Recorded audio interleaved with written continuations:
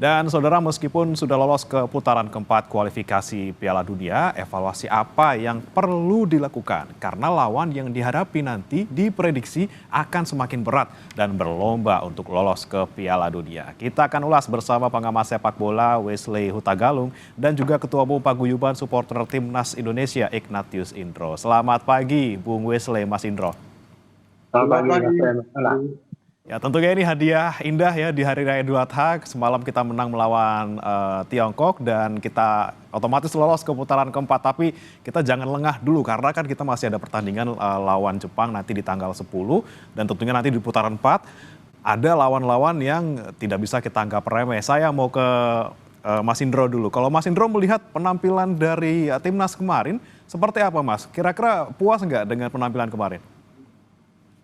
Iya, kemarin yang membanggakan adalah banyaknya pemain-pemain yang dipakai dari Liga 1 ya, bahwa ini adalah kesempatan pemain-pemain di Liga 1 juga untuk masuk ke timnas dan akhirnya bisa menunjukkan permainan terbaik mereka. Bagaimana Ricky Kambuaya bermain cukup baik, Rizky Ridho bermain cukup baik, lalu juga beberapa pemain lainnya. Ini juga bisa menunjukkan bahwa kelas dari pemain-pemain tersebut juga bisa cukup baik ya di pertandingan kemarin. Ini yang membanggakan. Bahkan Ricky Kambuaya yang menyebabkan kita mendapatkan penalti ya kemarin sehingga kita bisa memenangkan pertandingan. Nah, ini yang saya lihat cukup membanggakan bagaimana permainan-permainan tim yang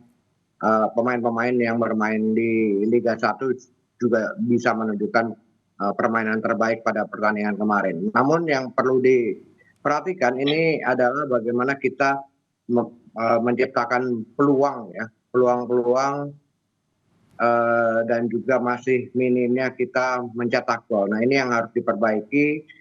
Meskipun tidak ada pengaruhnya ketika nanti melawan Jepang, tapi kita harus tetap menunjukkan permainan terbaik timnas Indonesia.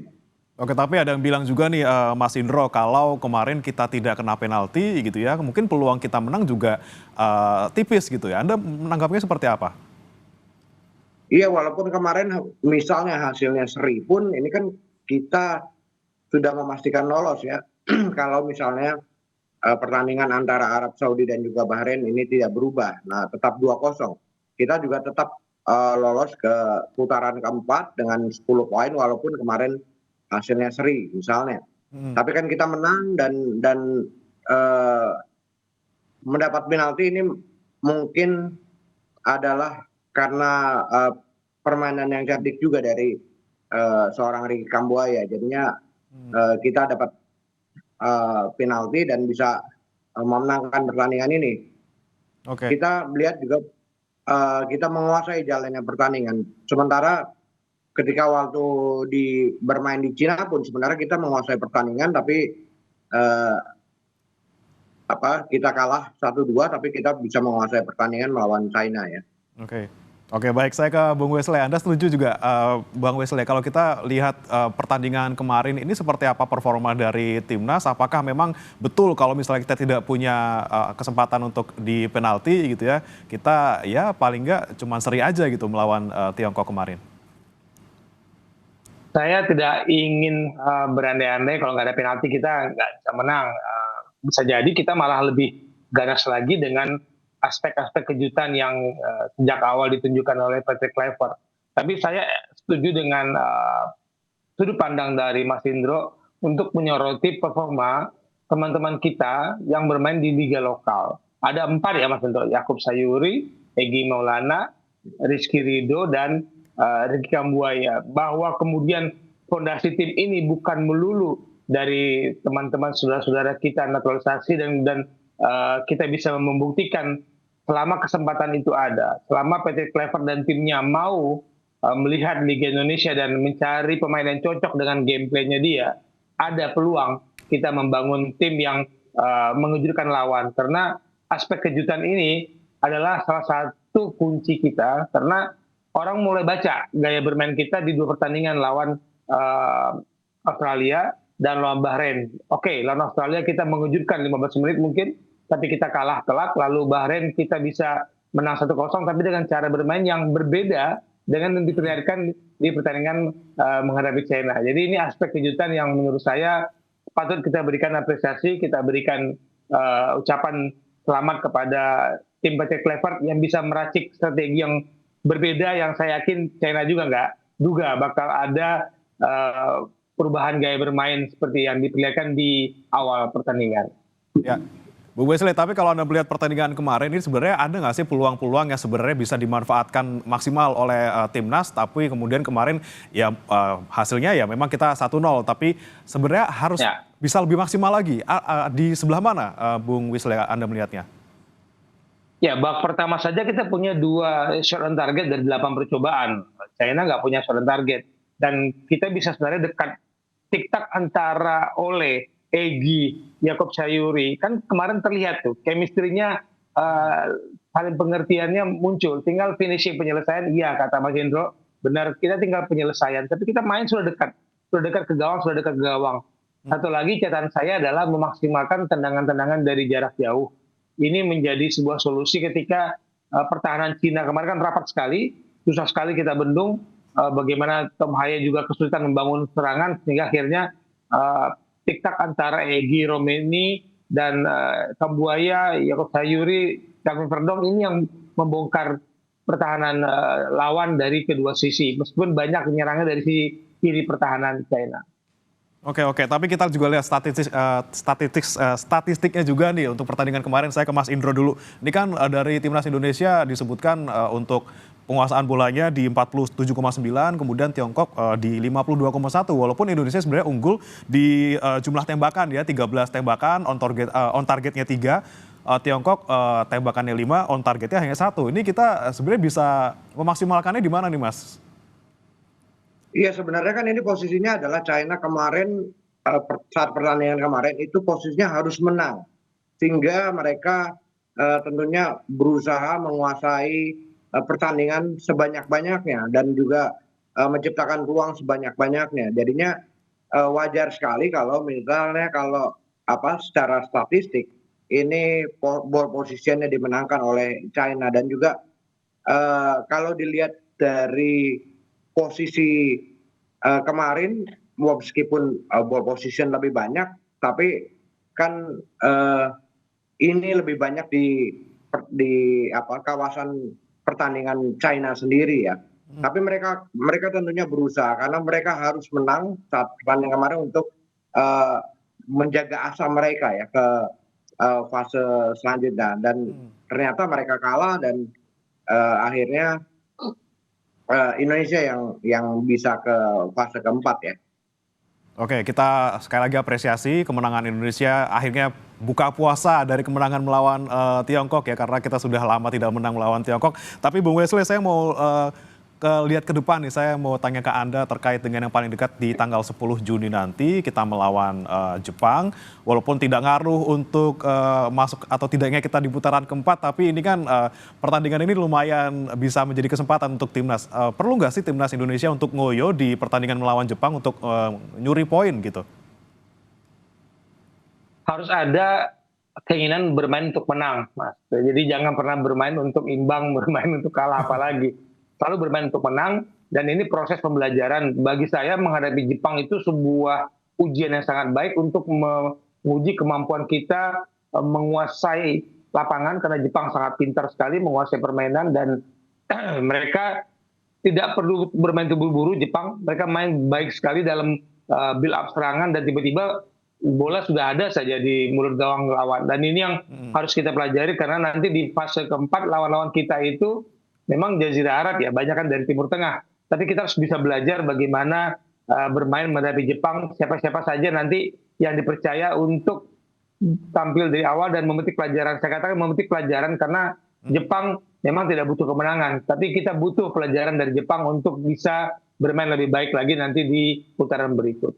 Dan semoga nanti kita menang lewat lawan Jepang, kemudian nanti ketika Australia lawan Arabnya kalah, kita bisa naik ke peringkat 3. Ini ada keuntungannya mungkin, Bung Wesley?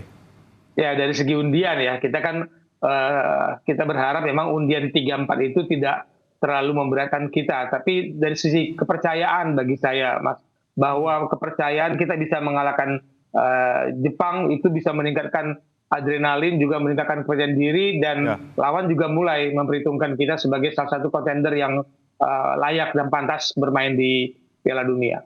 Oke, baik. Kita langsung menuju ke depannya lagi nih ya untuk putaran keempat.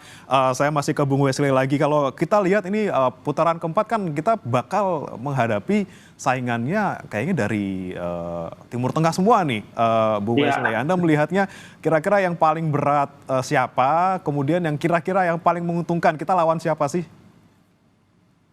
Uni Emirat Arab, Qatar di grup A itu saya menghindari sekali kalau bisa yang ketemu Qatar dulu deh. Qatar ini lagi, ya mereka lagi membangun sepak bolanya dengan segala cara.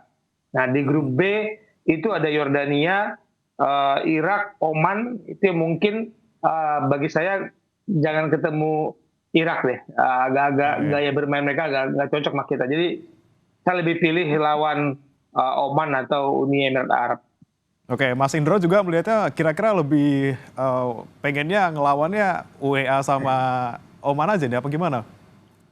Iya, sepakat dengan Bung Wesley. Kalau yang terberat tentunya adalah Irak dan juga Qatar ya, karena memang mereka pertama Qatar sudah beberapa kali jadi pihak tuan rumah Piala Dunia dan juga piala-piala lainnya. Nah ini kan mereka tentunya mempersiapkan pemainnya yang dengan cukup baik ya. Sementara Irak juga memiliki pemain-pemain yang akan menyulitkan, tentunya bisa menyulitkan kita kalau kita misalnya bertemu dengan Irak. Lalu dia lebih baik ketemu Oman ataupun Uni Emirat Arab gitu. Ini kita berharap sih lebih ke situ sih. Oke. Tentunya kita harapkan juga siapapun lawannya kan sudah pasti di Timur Tengah, dan mungkin PSSI juga langkahnya cukup tepat ya Pak ya untuk gelar uji coba ngelawan Lebanon dan Kuwait ini supaya bisa siap untuk menghadapi siapapun ya, mungkin Bung Wesley. Sepertinya memang sudah diprediksi tuh, kita ngarahnya kan ke putaran keempat, dan lawan persiapan kita emang dianggap yang bisa memberikan ujian karakter dari sepak bola dari kawasan sana. Oke, Bung Wesley, tapi kalau kita melihat nanti ketika di putaran keempat, Anda melihatnya susunan pemainnya seperti apa? Kira-kira siapa yang masih bisa kita andalkan nih untuk bisa kasih performa yang maksimal di putaran 4 nanti? Ya, pertanyaan menarik bagi saya, dan saya sih berharap tim ini jangan terlalu banyak berganti, karena rencananya kan bisik-bisiknya Mas Indro akan ada tambahan lagi kan, 2 pemain naturalisasi. Jadi setiap pertandingan ada pemain baru, yang butuh chemistry, butuh adaptasi. Melawan China kita punya banyak waktu untuk persiapan, tapi nanti ketika kompetisi sudah mulai di semua negara, tidak ada waktu lagi untuk membangun chemistry, dan itu menjadi ujian besar bagi PT Clever untuk kalau dia punya pemain baru lagi untuk mencari chemistry yang tepat. Karena saya jujur terkejut melihat chemistry antara Egy, Ole, Yakub Sawi dan Ricky Kambuaya. Bayangkan ada Marcelino nanti, ada Ragnar nanti. Nah itu siapa yang akan tersingkir di putaran keempat nanti? Memang mengejutkan bagi saya. Kalau ada tambahan 2 pemain lagi di lini depan, ya ujung-ujungnya memang persaingannya semakin ketat. Semoga kompetisi internal itu bisa meningkatkan kualitas permainan tim nasional. Semoga di situ jawabannya nanti. Oke, itu di pemain depan. Kalau di belakang gimana nih kalau Anda melihatnya, Emil atau Martin Pas kira-kira? Saya masih melihat Martin Pas lebih matang, the chemistry sudah berjalan. Emil kemarin awal-awal agak grogi, tapi penyelamatan dia di sisi kiri gawang itu menunjukkan kualitas Emil, bahwa dia juga tidak bisa diremehkan. Tapi secara ketenangan saya melihat Rizky Ridho, Justin Hubner itu lebih tenang bersama Martin Pas. Dan ini pilihan dari pelatih adalah melihat komposisi, bukan melihat per individu. Jadi satu pemain ini mungkin cocok dengan pemain yang lain, yang ini mungkin kurang cocok. Jadi itu dia melihat komposisi di pertahanan, karena secara individu sama bagusnya, tapi siapa yang lebih cocok, siapa yang lebih bisa berkoordinasi dengan 3 benteng tangguh kita. Oke, yang paling penting chemistry antar pemain ya, bukan kualitas masing-masing ya. Saya ke Mas Indro. Mas Indro ini kan paling dekat tanggal 10 kita ngelawan Jepang, tapi di lawan gitu ya, di Jepangnya sendiri. Nah, kira-kira dari paguyuban supporter ada komunikasi nggak dengan paguyuban di Jepang kira-kira untuk sama-sama kita dukung timnas di sana? Ya, kalau komunikasi dengan pihak Jepang tentunya kita tidak ada ya. Tapi kita Hmm. yang pasti kita mempersiapkan teman-teman yang ingin berangkat ke sana untuk mendukung timnas kita gitu ya. Tapi yang kita harapkan bahwa eh, betul seperti yang katakan Bung Wesley bahwa pertandingan ini adalah pertandingan untuk bagaimana kita meningkatkan performa kita ya, bagaimana juga kita eh, bermain di kandang Jepang yang memang ini eh, negara kuat ya di sana. Karena di fase keempat tentunya hanya juara grup yang langsung lolos ke Piala Dunia, Hmm. sementara ada playoff lagi untuk dimasuk ke fase kelima gitu. Nah ini tentunya akan menyulitkan kita juga. Dan yang menyulitkan juga bahwa kemungkinan pertandingan di fase keempat ini adalah pertandingan di negara netral ya, Hmm.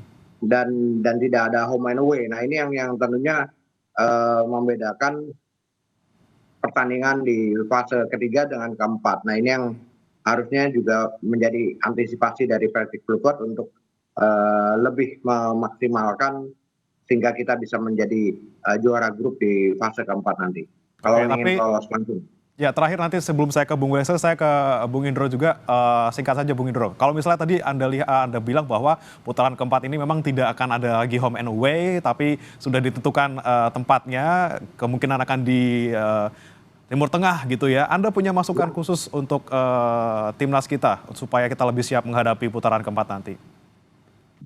Iya, kalau saya pikir pemain-pemain timnas kita sudah siap gitu ya dengan apapun resikonya ketika bermain eh, di Arab Saudi ataupun di tempat di kawasan Timur Tengah ya. Nah ini yang tentunya kita juga masih banyak supporter yang bisa mendukung di sana, banyak juga TKI-TKI kita yang tentunya akan mendukung perjuangan timnas di sana. Ini akan bergerak juga menjadi supporter ya, dan juga supporter yang dari Indonesia tentunya akan juga ke sana gitu ya, mendukung perjuangan dari timnas gitu. Ya, itulah yang bisa kita lakukan, supporter dari Indonesia yang ada di negara-negara Timur Tengah untuk bisa datang dan meramaikan, memberikan dukungan langsung kepada timnas. Saya terakhir ke Bung Wesley, terkait dengan tadi Anda susunan pemain sepertinya tidak harus banyak diacak-acak, kemudian juga yang penting bukan individunya tapi itu tadi komposisinya. Nah, Anda melihat apa lagi nih, Bung Wesley, yang bisa dicermati dan juga bisa dievaluasi supaya nanti ke depannya baik nanti melawan Jepang yang paling dekat maupun nanti putaran keempat agar kita bisa raih hasil maksimal dan lolos ke Piala Dunia. Pertandingan itu Oktober, Mas, dan liga sudah berjalan. Bagi saya mengganti terlalu banyak pemain juga berisiko, tapi bisa jadi tim pelatih bisa memantau pemain-pemain yang mungkin akan cocok karakternya untuk bermain melawan tim-tim dari Timur Tengah. Jadi teruslah mencari komposisi yang ideal. Bukan berarti sekarang adalah yang terbaik dan tidak ada pemain di luar sana yang tidak bisa membela timnas. Karena seorang pelatih itu memilih pemain itu pasti sesuai dengan game plan lawan yang akan dihadapi. Bukan karena mutlak dia adalah pemain naturalisasi atau pemain terbaik, tapi dia nyari komposisi yang terbaik. Ini yang saya bolehkan. Jadi kita masih punya waktu untuk tim pelatih untuk mencari pemain, karena kita berharap memang undian tidak bertemu kita dengan tim-tim yang menyulitkan, tapi siapapun pasti harus kita hadapi, dan ujian chemistry yang tadi kita sebut-sebut itu sudah dipilihkan oleh tim Patrick Kluivert. Pemain yang dicoret pun tetap bergabung dengan di tim, tidak dipulangkan. Jadi ini bagi saya sebuah keputusan yang baik. Tinggal dia nyari lagi siapa pemain yang ada di luar sana yang cocok untuk menghadapi lawan-lawan nanti di putaran keempat. Oke, kita lihat lawannya siapa, kita susun sedemikian rupa supaya komposisinya sempurna. Kemudian kita juga harus jangan menutup mata dengan pemain-pemain baru untuk masuk ke timnas. Dan juga kita harapkan dukungan dari supporter juga nanti bisa menambah semangat timnas untuk bisa bertanding ke depannya. Terima kasih Bung Wesley Hutagalung, pengamat sepak bola, dan juga Mas Ignatius Indro, Ketua Umum Paguyuban Supporter Timnas Indonesia sudah bergabung bersama kami di Sapa Indonesia Pagi. Selamat pagi.